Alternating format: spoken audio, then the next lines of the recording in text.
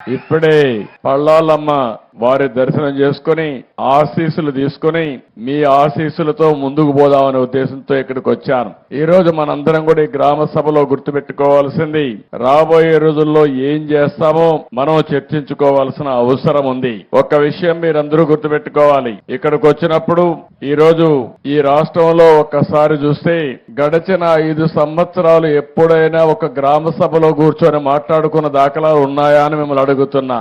ఎప్పుడైనా ఒక ముఖ్యమంత్రి ఒక ఉప ముఖ్యమంత్రి మీ దగ్గరికి వచ్చి సాదా సీదాగా వచ్చి కూర్చున్న సందర్భాలు ఉన్నాయా అని అడుగుతున్నా. ఆ రోజు మీరు చూస్తే ముఖ్యమంత్రి వస్తున్నాడంటే మొత్తం చెట్లన్నీ నరికేయాలి. ఇక్కడికి వచ్చుంటే ఈ పళ్ళాలమ్మ వారి దేవాలయంలో మొత్తం చెట్లన్నీ నరికేసేవాడు. అవునా కాదా గుర్తు తెచ్చుకోమంటున్నా. ఆయన వస్తున్నా అంటే పరదాలు కట్టేయాలి. అదే సమయంలో అందరి ఇళ్ల దగ్గర అరెస్ట్ చేసేయాలి. ఎవరు బయట రాకూడదు. ఈ ప్రాంతం అంతా స్కూల్స్ అన్ని మూసేయాలి. అన్ని బస్సులు ఆయన మీటింగ్ల కోసం రావాలి. ఆడవాళ్ళైతే స్వేచ్ఛగా వచ్చి కూర్చొని మాట్లాడుతున్నారు. ఏమమ్మా అప్పట్లో ఎప్పుడన్నా మీలో నవ్వుముఖం చూశానా అని అడుగుతున్నా మిమ్మల్ని అందరినీ. స్వేచ్ఛ ఉందా అని మిమ్మల్ని అడుగుతున్నా మిమ్మల్ని.